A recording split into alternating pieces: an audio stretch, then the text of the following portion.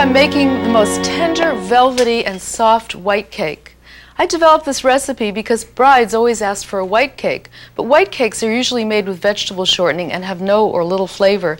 This one is made with butter, so it's just off-white. You could say ivory. The secret to it being tender is making sure to use cake flour and also to make sure that you use the right amount, because too much will make it tough and heavy rather than soft, feathery, and light. I like to weigh, and 1 cup of cake flour should be 3½ ounces. But if you insist on measuring, here's how to do it. Don't use a liquid measure. This is meant to pour liquid, and 1 cup comes up to here. This is where the 1 cup mark is, so there's no way to level it off. Whereas in a dry measure, we'll be able to level it off because it has an unbroken rim. So I start by sifting right into the cup, and the important thing is never to shake the cup because that packs it in. I'll show you in a moment the difference in the amount of flour that you would get if you started shaking the cup. And if I scooped the flour right into the cup, I would also get more, maybe as much as 4 ounces. So you can imagine that with a cake that only uses 3 ounces of flour, or 3½ in the first place, 4 ounces is a lot more. And if people complain the cake is dry, that could very well be the reason why. So it has to be sifted in until it mounds up over the top.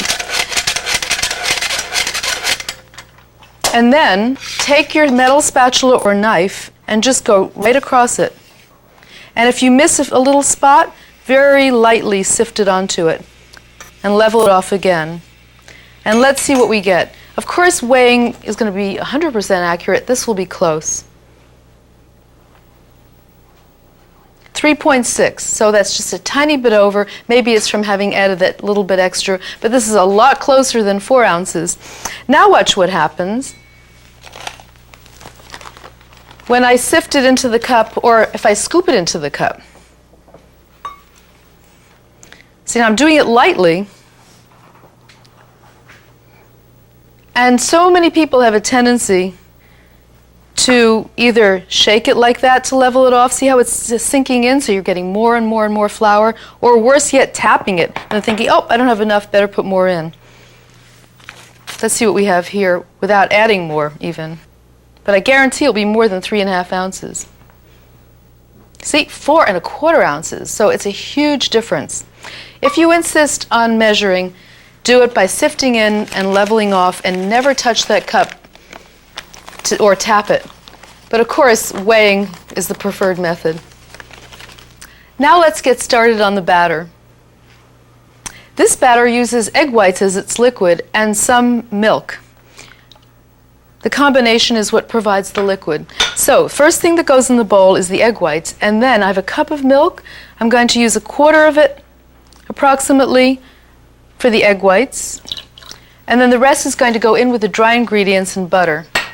And it's the mixing technique also that determines how soft the cake is going to come out. So what I do is I mix together all my dry ingredients, then I add the butter and a little of the liquid. This is the flour, sugar, baking powder, that makes it rise, and salt, that gives it more flavor. A cake without salt would be really bland. It shouldn't taste salty, but it should have nice flavor and not be flat in taste. And in order to get the ingredients to distribute evenly, I allow the mixer to, in effect, sift them together.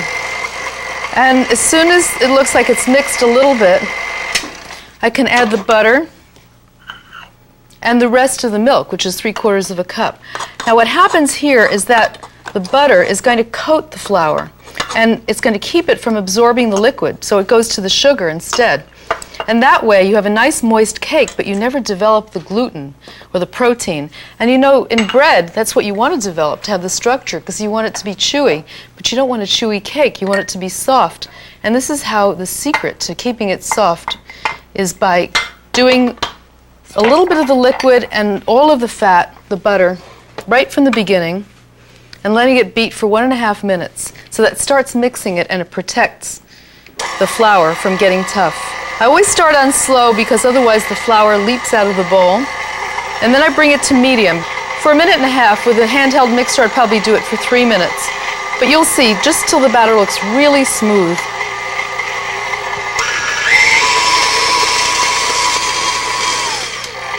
Now the batter is smooth and aerated. You can see the beautiful texture. And I'm scraping down the sides of the bowl so that I can now add that egg white mixture in 3 parts. And you know, this is one of the great uses of egg whites. People are often left with leftover egg whites and don't know what to do with them. You can freeze them for several months and then defrost them and use them for this fabulous cake. I'm adding the vanilla to the egg whites in the milk mixture. And now on low speed, I can add this mixture after it's whisked together lightly in 3 parts, beating 20 seconds between each addition on medium speed or high speed with a handheld mixer. And then the other third on low speed, approximately. And then lower the speed and add the rest. You can almost hear from the sound of the mixer when it's mixed, when it starts kind of slapping around like this. And now the batter is ready to be put in the pans.